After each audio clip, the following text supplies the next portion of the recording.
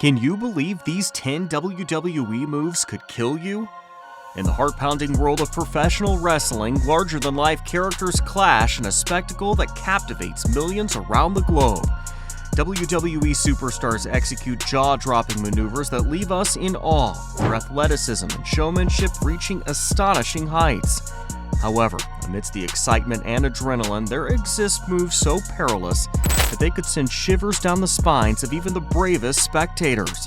So buckle up, hold your breath, and join us as we explore the precarious world of these 10 WWE moves that could spell doom. The Last Ride. In the wrestling ring, The Undertaker introduced a move called the Last Ride during his biker phase, which made the powerbomb even more awesome. He would lift his opponent high in the air with his outstretched arms and then slam them down onto the mat. It looked really cool and devastating. But let's think about what would happen if this move was done in real life outside the safety of the wrestling ring. The Undertaker is a very tall guy, almost 7 feet tall. So if he performed this move on a harder surface like the ground, it would be extremely dangerous. The person being slammed would fall from over 8 feet in the air at a high speed. This could cause a severe head injury, with the back of the skull taking most of the impact. Injuries like skull fractures, brain damage, and bleeding could occur, and in some cases, it could be fatal. Dragon Screw Neck Whip. The Dragon Screw Neck Whip is a move that Keiji Muto made famous. It's a risky maneuver. Here's how it works.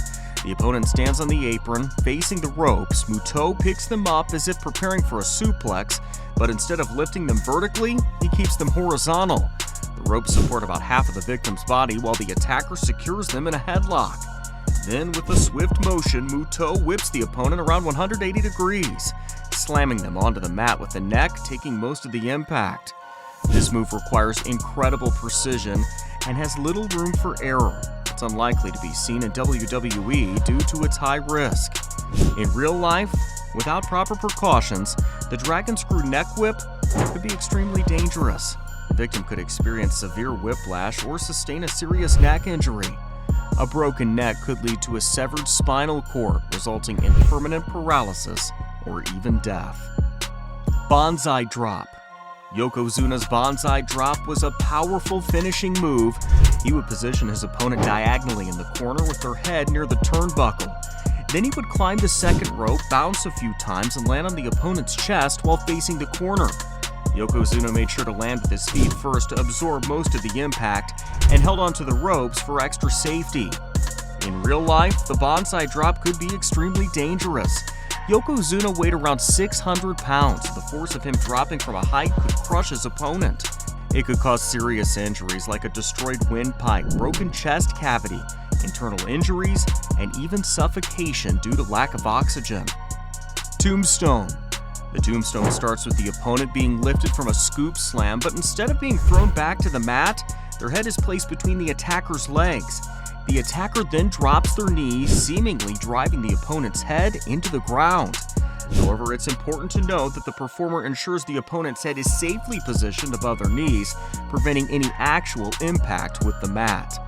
In reality, the tombstone would likely cause a broken neck. The force and directness of the move could lead to fractures in the cervical vertebrae, which are the bones at the top of the spine. Such an injury could result in irreparable damage to the spinal cord. Surviving the move could still lead to lifelong paralysis, while more severe cases could lead to asphyxiation or even death if the spinal cord is severed. Fameasser. In the wrestling ring, the Fameasser move is when a wrestler runs toward their opponent and jumps using their leg to hook around the opponent's neck. This causes the opponent to fall to the ground without using their hands. It may look cool, but if done in real life, it can cause serious injuries. The impact of the face hitting the ground with force can lead to facial injuries, and in some cases, it could be fatal if it affects the person's airway. So it's a move that should be avoided outside of the wrestling ring to prevent harm. Double Underhook Facebuster. In the wrestling ring, there's a move called the Double Underhook Facebuster, later made popular by Triple H. Here's how it goes. The attacker bends the opponent forward, tucking their head between their own legs while standing. Both of the attacker's arms are hooked around the opponent's arms. Then the attacker jumps up and drops to their knees, causing the victim's face to hit the mat. To ensure safety, the attacker should let go of the opponent's arms before impact, allowing them to protect themselves from the fall. However, Triple H has a variation where he keeps a tight hold on the arms and lifts up during impact, preventing the opponent's face from hitting the ground. In some cases, the victim may land on their knees for extra safety. In real life, if this move is done correctly, the opponent's face would slam into the ground. If it happened on a hard surface like concrete or a bar floor, it could result in serious injuries such as spinal damage, broken facial bones, blindness, severe brain damage, or even death. DDT. The DDT is a move in wrestling where a wrestler puts their arm around their opponent's head and brings them down to the mat.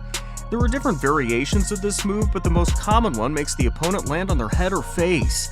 It can be dangerous because the impact can cause severe injuries. Forceful landing on the head can lead to neck or spinal injuries, while landing on the face can result in serious facial trauma. There's also a more dangerous version called the Bloody Sunday DDT, where the attacker slams their opponent's head into the mat. Performing or receiving a DDT in real life can have very harmful consequences, including potential death. Atomic leg drop. In the ring, the attacker jumps off the ropes and lands with their leg across the opponent's throat while sitting down. Hulk Hogan used this move a lot and the crowd loved it. To prevent serious injury, the attacker keeps their leg bent and lands on the rear end. However, Hogan ended up having back problems from performing this move too often. In real life, if the atomic leg drop was done without safety precautions, it could cause severe damage to the windpipe and make it hard for the victim to breathe. Without immediate treatment, it could even be fatal. Burning hammer. In the ring, the burning hammer is a very rare move that you might not have seen before. It starts with the attacker lifting the opponent onto their shoulders, but instead of the front, the opponent's back rests across the shoulders. Then the attacker slams the opponent head first into the ground, with most of the impact absorbed by the top of the spine. Kenta Kobashi made this move famous, but he only used it on a few wrestlers. In real life, the burning hammer is extremely dangerous. The force of the move is crushing as the victim's head is forced into the ground from about 6 feet high. The most likely outcome would be several broken bones in the neck, and the victim would have to fight to stay alive or even be killed on impact. Pile driver. In the ring, the pile driver is a move that has many variations and has been banned by WWE since 2000, except with special permission. The basic setup starts like a powerbomb with the opponent's head between the attacker's legs. Instead of rotating the opponent completely, they're lifted into an inverted position before the attacker sits down, driving the victim's head into the mat. Both the victim and the opponent face the same direction, unlike the tombstone. In real life, a properly executed and forceful pile driver can cause a broken neck and potentially lead to death. In 1997, Owen Hart accidentally performed a pile driver on Stone Cold Steve Austin, breaking his neck and keeping him out of action for several months. Stone Cold later described it as the scariest moment of his life. That was it for today. Stay tuned and subscribe to the channel to see more videos of WWE. See you in the next video. Bye-bye.